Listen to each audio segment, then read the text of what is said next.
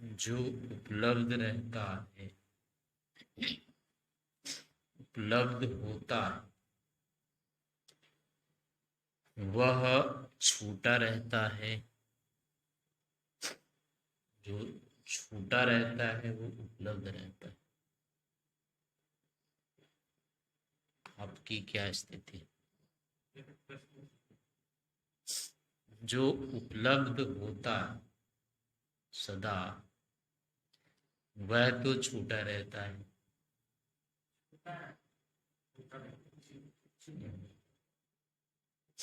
और जो छूट जाता है, छूटा रहता है, वो उपलब्ध रहता है। क्या?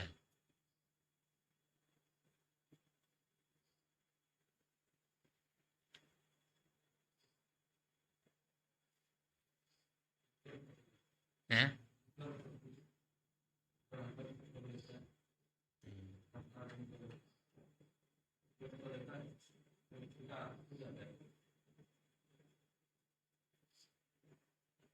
क्या?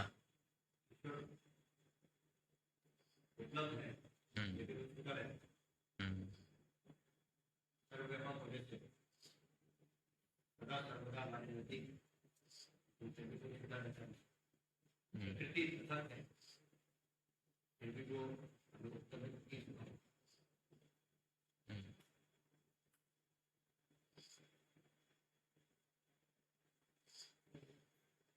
हम्म, और कोई संशोधन?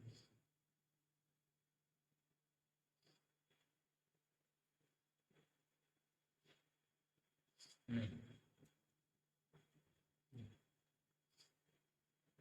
नहीं, कुछ नहीं। हाँ।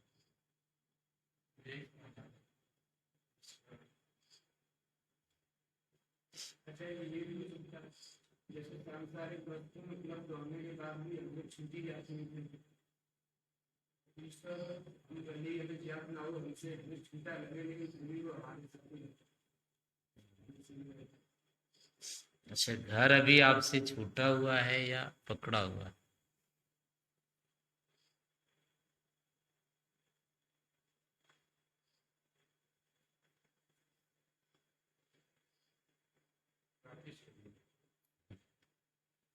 छूटा हुआ या पकड़ा हुआ? दो में से एक।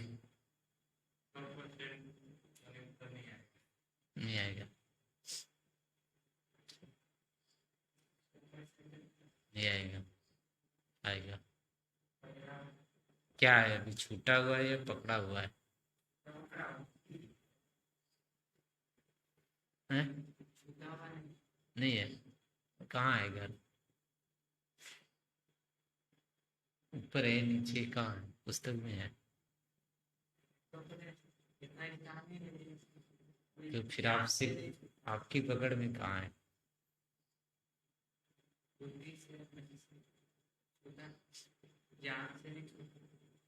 हम्म, नहीं, वो घर है जो ज्ञान में है। यहाँ जो है आपके पास, वो घर है क्या? तो फिर पकड़ा हुआ कैसे?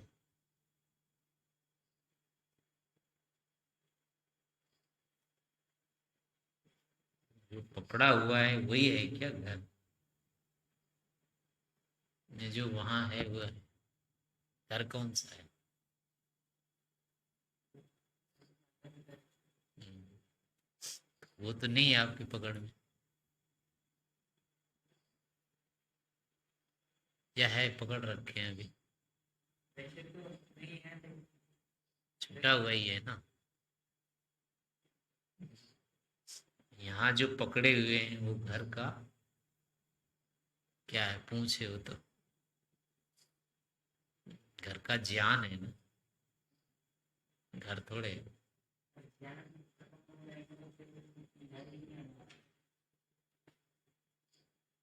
नहीं, अभी आपके पास आपका घर है क्या? वही तो कह रहा हूँ, तो ज्ञान है ना, घर और ज्ञान है, क्या होता है?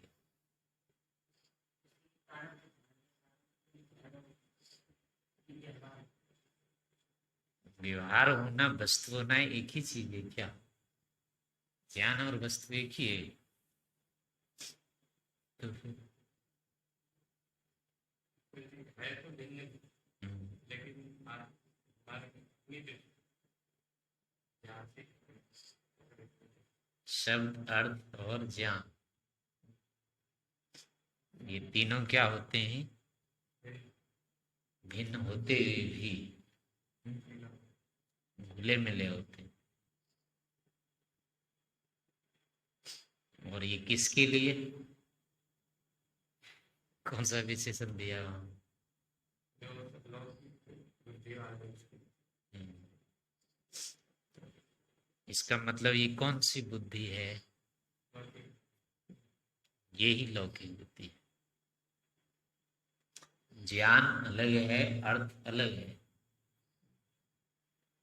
वस्तु अलग है, उसका ज्ञान अलग है, लेकिन वो अलग नहीं लगना। इसको शब्द अर्थ ज्ञान में संक्रमण कहते हैं। शब्दार्थ ज्ञान यहाँ लौकिक के लिए एक ही लगता है। ये लौकिक बुद्धि है, ये भ्रांत बुद्धि है, तत्व बुद्धि नहीं है।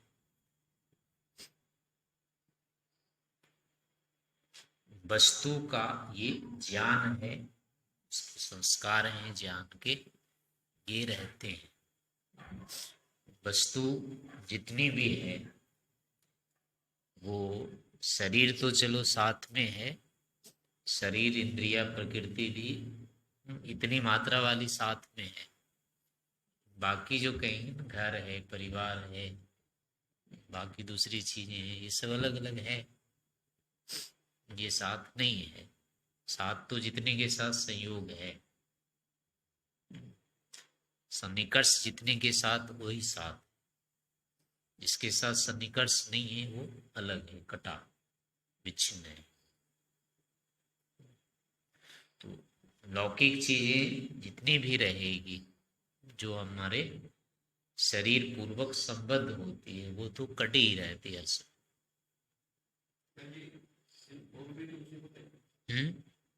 इसी का नाम भोग बुद्धि है। हाँ,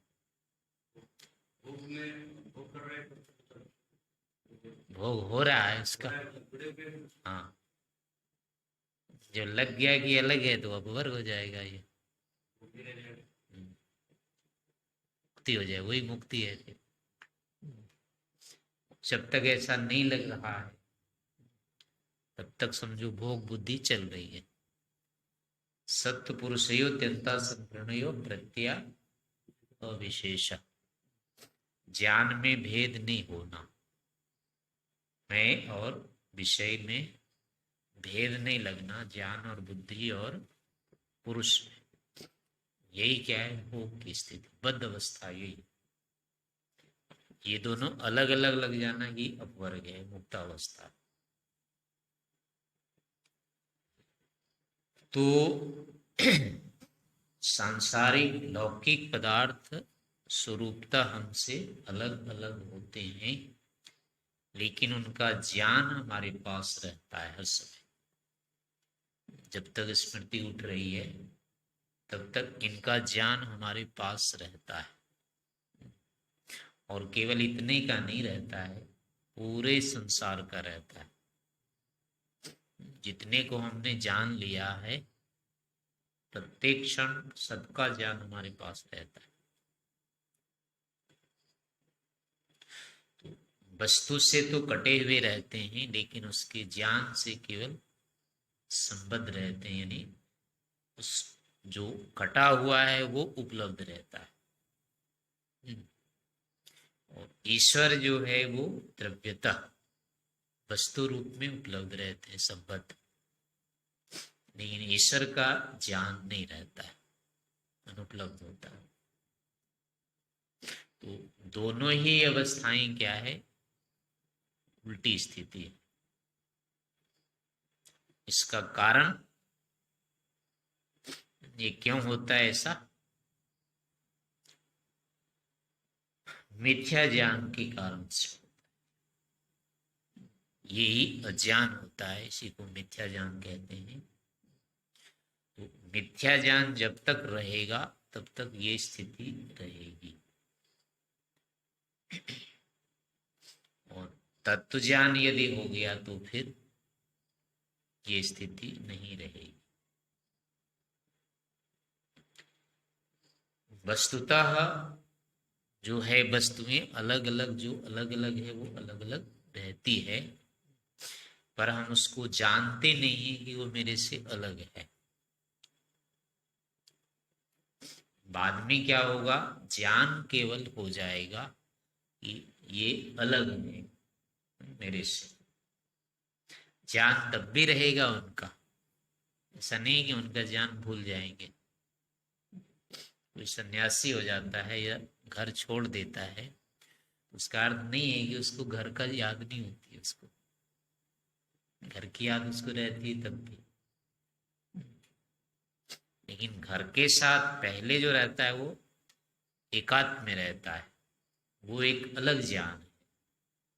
वस्तु का केवल ज्ञान होना ये पृथक स्थिति है, लेकिन वस्तु का अपने साथ संबद्ध ज्ञान ये एक पृथक स्थिति। उसको हम जुड़ा हुआ जब मानते हैं अपने से, जो अलग है उसको जुड़ा हुआ जानते हुए अब जब उसका ज्ञान रखते हैं, ये है मिथ्या ज्ञान। लेकिन वस्तु को जानते हुए उसकी अपने से पृथकता जानते, तो ये तत्व ज्ञान है, ये यथार्थ ज्ञान है, इसमें कोई बाधा नहीं है। ऐसा नहीं होगा कि कोई योगी हो जाएगा, जीवन मुक्त हो जाएगा, उसको ये नहीं पता होगा कि कहाँ क्या है। उसको भी अच्छा बुरा पाप पुण्य न्याय अन्याय सब कुछ पता होता है। वैसे ही उसने पीछे क्या किया है, अच्छा किया है बुरा किया है, उसको सब याद रहता है। माता पिता कौन थे नहीं थे, चाचा भतीजा, सबकी स्मृति उसको रहती है। बस अंतर केवल इतना होता है कि पहले उसको लग रहा था ये मेरे से अलग नहीं है, और अब लग जाता है कि ये मेरे से अलग है। यानी कि जो वस्तु, बहुत सारी वस्तु अभी भी तो हम जानते हैं ना, ये मेरी नहीं है, और उसके बारे में जानते हैं खूब। तो ऐसा नियम नहीं होता है कि हम केवल उसी को जानते हैं जिसके साथ अपना संबंध है, हम उसको भी जानते हैं जिसके साथ अपना संबंध नहीं मानते। स्मृति उसकी भी रहती है, ज्ञान उसका भी रहता है हमारे पास। तो इस कारण से ऐसी कोई बाधा नहीं होती है, वैराग्य हो जाता है, व्यक्ति उससे छूट जाता है या उसको छोड़ देता है, अलग हो जाता है, तो ये खतरे की चीज नहीं है। ऐसा नहीं होगा कि उसका ज्ञान ही विलुप्त हो जाएगा, ज्ञान तो रहेगा ही। और ऐसे ही ईश्वर के विषय में भी उल्टा ज्ञान यही काम करता रहता है, ईश्वर नहीं है। तो ये नहीं है केवल एक ज्ञान दोष या ज्ञान है केवल, वस्तुतः ईश्वर नहीं है ऐसा नहीं है, ईश्वर हमसे संबद्ध नहीं है ऐसा नहीं है, ये केवल हमारी मान्यता है बस। तो ये मान्यता जो है ये फिर दोष युक्त है। ये मान्यता हट जाएगी तो फिर क्या हो जाएगा, जैसे ईश्वर है वैसे रहेंगे तब भी। नहीं है ये मान्यता उल्टी है तब भी ईश्वर वैसे ही है। उस समय अब क्या होगा, वस्तु के अनुरूप ज्ञान हो जाएगा। ईश्वर है भी पदार्थ वस्तुतः, और लगेगा भी कि वस्तुतः है। ऐसे संसार रहेगा, अलग रहेगा, दूर रहेगा, और उस समय लगेगा कि ये अलग है मेरे से, मेरा नहीं है, या मेरा मुझसे संबंध नहीं है। ऐसी वस्तु के अनुरूप अनुभूति हो जाएगी। तो जिस काल में ऐसी अनुभूति हो जाएगी वही अपवर्ग की स्थिति हो जाती है, और इसके विपरीत जो चल रही है ये भोग की, अज्ञान की, बंध की स्थिति होती है। तो इसके लिए कारण ये होता है कि अभी जैसे संसार है वैसे आंखों से दिख रहा है कि अलग अलग है ये सब, लेकिन आंख जब बंद करेंगे, बंद करके अब देखें घर द्वार परिवार संसार सूरज चांद जो कुछ भी है वो अलग अब नहीं लगेगा अपने से। उसकी स्मृति जो होती है ज्ञान उसमें होता रहता है अंदर, और केवल इनका ही ज्ञान होता रहता है। आंख बंद करने के बाद अब देखेंगे किसकी अनुभूति होती है, तो केवल लोक सामने आएगा। हर समय निरंतर मतलब लोक का ज्ञान वहां उठ रहा होता है। तो उस ज्ञान के कारण से क्या होता है, फिर अब ईश्वर वाला ज्ञान हमारा दबा हुआ रहता है पूरा। चाहते हुए भी ईश्वर को नहीं जान सकते। ध्यान करने लगते हैं और सोचते हैं ना ईश्वर का स्वरूप सामने आ जाए, आत्मा का स्वरूप सामने आ जाए, वो नहीं आता है। इसीलिए नहीं आता है कि जो विपरीत ज्ञान है उसका बहुत तीव्र प्रवाह चल रहा है भीतर। मिथ्या ज्ञान के जो संस्कार हैं या प्रवाह हैं वो इतनी अधिक तीव्रता से चल रहे हैं कि हमको स्थिर होकर के एक विषय विशेष को नहीं जानने दे रहा। जो यथार्थ ज्ञान हम उठाना चाहते हैं, सामने लाना चाहते हैं या अनुभव करना चाहते हैं, वो नहीं हो पाता। इसी कारण से ये दूसरे ज्ञान का प्रवाह बहुत तीव्र चल रहा है। तो अब उस यथार्थ ज्ञान को यदि उठाना चाहते हैं और ये लगन चाहते हैं कि वो मुझे लगे ऐसा, तो उसका भी निदान यही होगा कि ये जो तीव्र प्रवाह चल रहा है इसको बंद करें। जैसे ही ये प्रवाह बंद होगा वो अभिष्ट ज्ञान उठ जाएगा।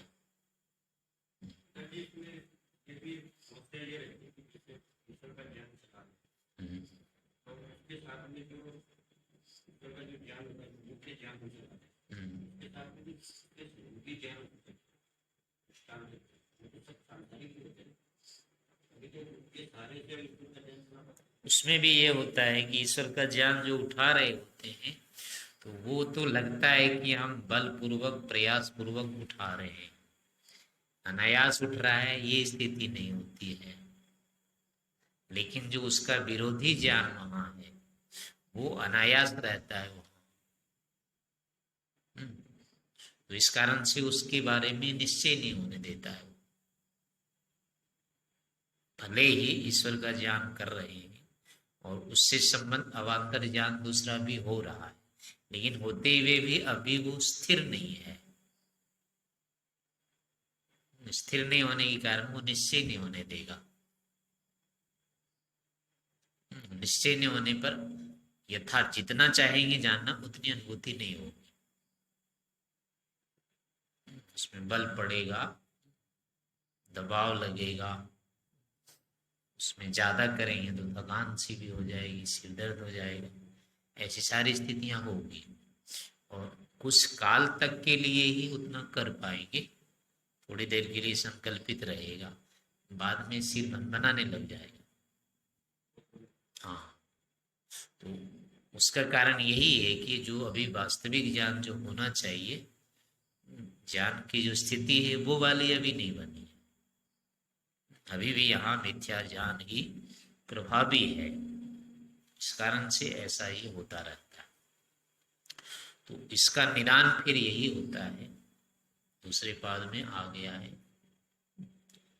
ध्यान हेयास तद्वृत्तियां। ये लोक की वृत्तियां होती है जो अंदर सूक्ष्म रूप में हमको हर समय अनुभूत होती रहती है, दिखती रहती है। इसको हटाने का और कोई उपाय नहीं कि ध्यान। ध्यान मतलब प्रसंख्यान ध्यान अर्थात समाधि की जो स्थिति है, वैराग्य पूर्वक जो ध्यान की स्थिति होती है, वो वाली अवस्था जब आएगी उससे ये हटेगी। सूक्ष्म रूप में यानी ध्यान के काल में तो वैसे ही हटेगा। व्यवहार काल में फिर क्या होगा, इसको चिंतन रूप से हटाते रहेंगे। पहले वो समाधि वाली ध्यान वाली स्थिति पहले नहीं आएगी, पहले तो व्यवहार काल में या मोटे रूप में शाब्दिक रूप में जैसे भी होगा चिंतन करना होगा। जैसे कि अब ये सूरज दिख रहा है, चाहे चांद दिख रहा है, संसार दिख रहा है, लोग दिख रहे हैं, अपने घर द्वार शरीर आदि जो कुछ भी दिख रहा है, तो अब इसमें ये सोचना पड़ेगा। जैसे कि यहाँ सब दिख रहे हैं, तो यहाँ तो हम थोड़ी देर में मान लेते हैं चलो कुछ दिनों में तो ये चला जाएगा, नहीं रहेगा, अनित्य है और ये नष्ट हो जाएगा। तो जैसे यहाँ बना लेते हैं मान्यता, ठीक ऐसी ही मान्यता वहां भी बनानी होगी, क्योंकि यही पदार्थ वहां है, दूसरे नहीं है। वो जो वहां प्रतीत हो रहा है वो सब यही है, कोई नहीं और। यही पेड़ पौधे मनुष्य आदि जो कुछ भी है इनका ही ज्ञान है। तो इनकी जो भी अवस्था यहाँ घटित हो रही है वही की वही स्थिति वहां भी होनी होगी। बस यहाँ अपने शरीर को बाल्य युवा वृद्ध करके फिर समाप्त कर देते हैं। अन्य पेड़ पशु पक्षी हैं, पेड़ पौधे हैं, इसको भी छोटा बड़ा करते करते अंत में क्या होता है, ये फिर नष्ट हो जाते हैं। तो यही नियम फिर पेड़ पौधे में लगते हैं, यही नियम पृथ्वी सूर्य आदि में भी लगते हैं। तो यहाँ पहले ये करना पड़ेगा व्यवहार काल। तो यहाँ होते होते जब यहाँ किसी में हो जाता है, एक में, चाहे वृक्ष है, चाहे पौधा है, चाहे कोई शरीर है, इनमें किसी में यदि ये हो जाता है यहाँ, तो अब यही ध्यान काल में यही ज्ञान वहाँ काम करेगा और ऐसा ही फिर वहां दिख जाएगा जैसा यहाँ दिखता है। पृथ्वी सूर्य आदि के बारे में ये अनित्य है, नष्ट हो जाएंगे, नहीं रहेंगे। इसको पहले हेतु पूर्वक यही सिद्ध करना होता है। एक बार लग गया कि हाँ पृथ्वी नित्य नहीं है, सूर्य नित्य नहीं है, निर्णय यहाँ हो गया, तो अब इस ज्ञान की स्मृति वहां उठाते ही फिर वहां भी दिख जाएगा कि ये नहीं रहने वाले। यहाँ करना उसको थोड़ा सा सरल रहता है, वाचनिक रूप में होता है यहाँ, लेकिन यही चीज वहां पर केवल मन से करना होता है, स्मृति मात्र से। सीधे सीधे करेंगे तो वहां इसलिए नहीं हो पाता है, स्तर भेद होने के कारण अंदर जो दिख रहा है उसका निदान समान रूप से नहीं हो पाएगा। इस कारण से व्यवहार काल में ही पहले बाहर ही बैठ करके इसका समाधान करते हैं और बाहर होया हुआ समाधान को फिर स्मरण करते ही फिर वो उठ जाते हैं। दूसरा है कि बैठ करके वहां भी फिर चिंतन करना चाहिए उस ढंग से। तो उस चिंतन से धीरे धीरे जब निर्णय आ जाएगा, तो निर्णय आने के बाद अब वो स्थिति बदलेगी, वैसे नहीं बदलेगी। केवल उसको भुला देने से सोच लेंगे कि कुछ नहीं, अंधकार है, सब खत्म हो गया, तो वृत्ति तो रुक जाएगी। ठीक है, अगला ज्ञान जो हो रहा था वो तो होना बंद हो जाएगा, लेकिन वो वस्तुतः ध्यान की स्थिति नहीं होगी, यथार्थ समाधान नहीं है। वो समाधान तो ज्ञान पूर्वक ही करना पड़ेगा, तब जाकर के वो रहेगा। तो कालांतर में फिर वो उठने लग जाएंगे। बलपूर्वक भी ध्यान में निर्विषयता बना सकते हैं, शांति की स्थिति ला सकते हैं, शांत हो सकते हैं, गंभीर हो सकते हैं, सारी स्थितियां वहां पर भी हो जाएगी, लेकिन वो वास्तविक निदान नहीं होता है, ध्यान की स्थिति नहीं होती है। उससे ये जो दोष है, मिथ्या ज्ञान है, ये नहीं जाएगा, उससे केवल बंद हो जाएगी वृत्ति। वृत्तियां बंद होने से जो बाह्य विषय है, जो अपने को अभिष्ट नहीं है, वो नहीं आते हैं, इसलिए अशांति उत्पन्न नहीं होती है। लेकिन वो संस्कार रूप में है, वो सारे भीतर से वो अशांत रखेंगे। कालांतर में जैसे ही वो आएगा उसका आलम्बन थोड़ा तीव्र रूप में, वो फिर वैसे उछाल देगा। ऐसे करके मतलब फिर इन चीजों का निदान करना चाहिए। बाहर पहले इसका निदान होगा और यही निदान फिर अंदर जाएगा। तो धीरे धीरे धीरे धीरे फिर यही क्या होता है, तत्व ज्ञान में बदलता है। चिंतन के रूप में, निर्णय के रूप में बदलेगा, निधिध्यासन के माध्यम से पहले बदलेगा, और निधिध्यासन से बदला हुआ फिर वो क्या होगा, ध्यान में जाकर के बदलेगा। तो इसके दो स्तर फिर हो जाते हैं। एक ये वृत्ति रूप में बंद करना, जो ज्ञान लगातार अंदर प्रवाह, ज्ञान उठ रहा है तो इसको बंद करना। फिर इसके बाद इसके संस्कार होते हैं। संस्कारों में ऐसे ज्ञान नहीं होगा, पदार्थ दिखेंगे नहीं, लेकिन वो रहते हैं इसके कारण। तो वहां पर फिर होता है, उसके लिए कहा है सूक्ष्मस्तु महाप्रतिपक्षा। स्थूल वृत्ति जो होती है वो तो प्रसंख्यान ध्यान से हटाने योग्य होते हैं, हट जाते हैं वो। लेकिन जो सूक्ष्म होते हैं, संस्कार रूप में जो बैठे, वो उस चिंतन मात्र से भी नहीं जाएंगे, वो फिर भावना से हटाने होते हैं उसको। लेकिन आएगा प्रतिपक्ष भाव वहां पर भी, ज्ञान ही, तत्व ज्ञान वो उठा करके फिर उसको खड़े रखने से अब वो संस्कार वाले अपने आप को दबते। यानी संस्कार वालों में एक एक ज्ञान उठाना नहीं पड़ता है, उसके बारे में किसी एक ज्ञान को लेकर के केवल खड़े रहते हैं, बैठे रहते हैं, और वही खड़ा हुआ ज्ञान, अनेक जो ज्ञान, अनेक संस्कार रहते हैं विपरीत, वो सारे को बैठा देता है। यानी केवल ईश्वर को लेकर के बैठ जाएंगे तो अनीश्वर से संबंधी जितने भी संस्कार होंगे वो दब जाएंगे। लेकिन ये स्थिति बहुत मतलब भयंकर होती है, बहुत क्लिष्ट होती है? हाँ, ये महाप्रतिपक्षा वाला बहुत कष्ट होता है। नहीं, भाव वैसे के वैसे आते हैं इसमें।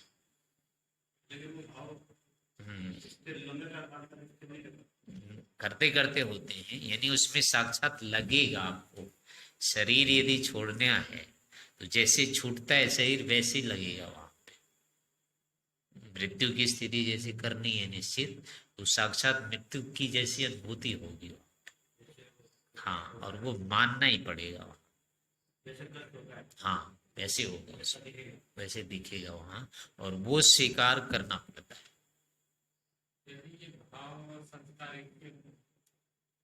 भावनिवश के यही होगा कि वो चीज ऐसा लग रहा है केवल। हाँ, बिल्कुल वैसी वैसी लगेगी, अनुभूति वैसी लगेगी, जल्दी इसी लगेगी वहां। शरीर जैसे छोड़ने का है कि अपने से अलग है। अभी जैसे कोई घर, हाँ, आपका कोई सामान छीन रहा है, कोई संपत्ति छीन रहा है, जबरदस्ती ले रहा है, तो कैसा लगता है, कितना कष्ट होता है उसमें। तो यहाँ पर भी जैसे ये संपत्ति छीनने में कष्ट होता है, कोई बला छीनता है, तो यहाँ क्या होता है, अपने आप उसका विरोध करते हैं, ये मुझे नहीं चाहिए। अब विरोध करते इसमें वैसे ही दुख होता है, और उस दुख को वहां फिर स्वीकार करना पड़ता है। अगर उसको आपने नहीं स्वीकार किया, वो स्थिति नहीं आएगी। यहाँ वहां आपको खड़ा रहना पड़ेगा कि जो हो रहा है होने दो। यहाँ सामान ले जा रहा है अपना कोई घर से उठा करके, हम अब कुछ नहीं करते हैं, क्या करें, ले जाओ, और सहन कर रहे होते हैं वहां विवश होकर के। ऐसे यहाँ पर भी सहन ही करना होता है। छूट रहा है तब छूट रहा है, छूटने दो। शरीर जा रहा है तो जाने दो, भोग जा रहे हैं तो जाने दो इसको, हमको कुछ नहीं बोलना है। तो यहाँ पर कोई जान नहीं चलाते हैं सब, लेकिन उस एक जान को चला लेते हैं कि मुझे तो ऐसा रहना है बस। इस विधि से फिर ये संस्कार जाते तो उड़ जाएगा, स्थिति नहीं बनेगी। हाँ, अचाए तो वो स्थिति हट जाएगी। यानी वो ज्ञान जो है संस्कार वाले, वो फिर वैसे रह जाएंगे, उखड़ेंगे नहीं। क्योंकि वो संस्कार जो है ना हमारी अनुभूति पूर्वक बने हुए हैं। जितने भी चीजें जोड़ते हैं हम, वो सुख सहित जुड़ता है। जिसमें सुख नहीं देखा वो जुड़ेगा ही नहीं, अपनापन नहीं आएगा। वो उखड़ते समय भी ठीक उसके विपरीत दुख होगा। बिना दुख सहित उखड़े हुए उखड़ेगा ही नहीं वो। आप किसी भी दोस्त को छोड़ना चाह रहे हैं ना, तो संकल्प अगर तीव्र करेंगे तो भी उस दोस्त को छोड़ने में बहुत कष्ट होगा, और कष्ट पूर्वक ही छूटेगा, वैसे नहीं छूटेगा।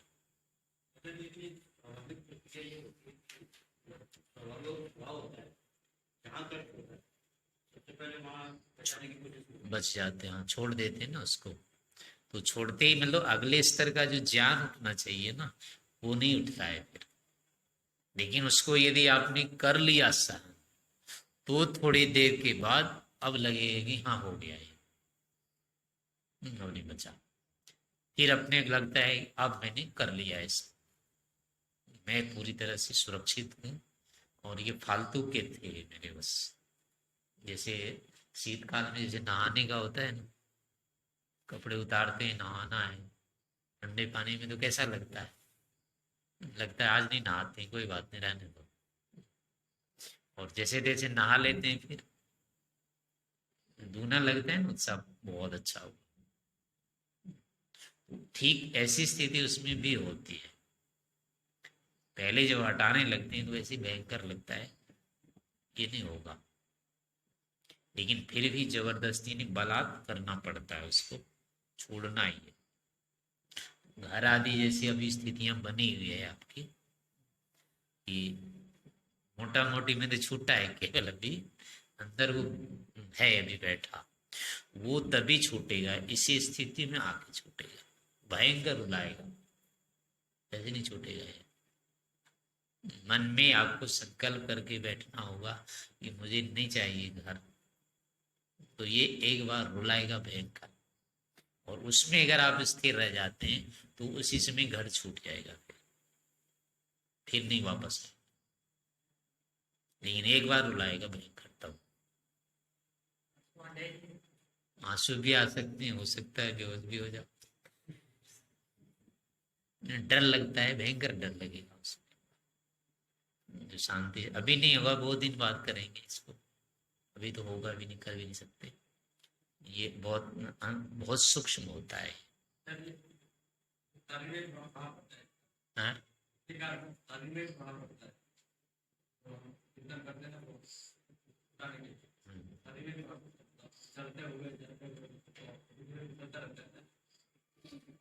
हाँ, वही होता है ना, डर लगता रहता है, उसको बचाने के लिए प्रयास करते रहते हैं। तो बीच बीच में स्थितियां आधी वाली आएगी तो लगेगा हाँ ठीक भी है, फिर डर लगेगा कि कैसे छोड़ दे, मेरा क्या होगा, कहीं के नहीं रहेंगे। ऐसे ऐसे दोनों स्थितियां उसमें आएगी। तो थोड़ी सी मतलब पास पहले आने वाली रहेगी ना, तो डर लगेगा, छूट जाएगा, चिंता नहीं। लेकिन उसमें जब डटे रहेंगे, करते रहेंगे, तो फिर अपने आप वो लगेगा कि हाँ हो गया बस। और उसके बाद जो उत्साह बल आदि आता है, उसमें लगेगा कि छत को फाड़ दें बस, और कुछ नहीं होगा। कूद जाए, चांद पे चले जाएं, सूरज पर चले जाएं, कुछ कर दें, दीवार सामने धक्का मारेंगे उसको, गिरा देंगे इसको, इतना फिर उत्साह भी आएगा उसके। और नहीं, पहले वो ऐसी दबा रहेगा। यदि उसमें डट जाते हैं तो फिर ये स्थितियां आएगी। ये जो करते हैं ना स्मशान आदि वाले, और रात को करते हैं, बताते हैं ना, सिद्धि का काम, तांत्रिक वाला काम, वो यही करते रहते हैं, डर को किसी तरह से भगाते रहते हैं। भयंकर डर की स्थितियां उत्पन्न करते हैं चारों तरफ से, और बीच में उनको स्थिर रहना पड़ता है। अगर वो रह जाते हैं तो फिर सिद्ध हो जाते हैं, नहीं तो भाग जाते हैं, डर के अधिकतर भाग जाते हैं, मर भी जाते हैं।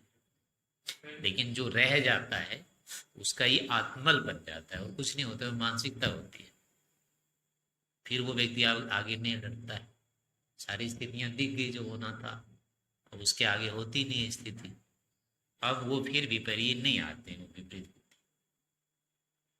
मरने का जैसे करना होता है तो जबरदस्ती यानी पानी में डुबो करके मारते हैं अपने को। यानी जितनी भी स्थितियां मरने की होती है ना, वो सारे याद करने होते हैं। ये ऐसे मर जाता है, आपको मरना होगा तो पहाड़ से कूद के मरेंगे, छत से गिर के मरना होगा, पानी में डूब के मरना होगा, किसी ने गर्दन काट दी, वहां खड़े होके गर्दन कटवाने पड़ेंगे, और वो काट देगा, कट गया गर्दन। अब ये पूरा यदि देख लिया तो फिर आगे जाके कुछ नहीं होगा, फिर लगता है कि मैं खड़ा हूं जो कर। तो ये सारे के सारे जो कि अंदर अज्ञान रूप में होती है, सब अनुभूतियां रहती है, तो एक एक करके इन सबको हटाना होता है। जितनी जितनी हटती जाएगी उतनी उतनी अंदर से फिर आत्मक उत्साह बनता रहता है, और वो सारी जब हट जाती है तो फिर वही व्यक्ति जो कहा है शुद्ध केवला, वो अपने आप में जब रह जाता है तो फिर कोई शोक भय की स्थिति नहीं रहती। तो ये सारे के सारे क्या होते हैं, ज्ञान से ऐसे करने पड़ते, धीरे धीरे जाकर के ये जाएगा। तो इसी रूप में हर समय प्रयास करते रहना।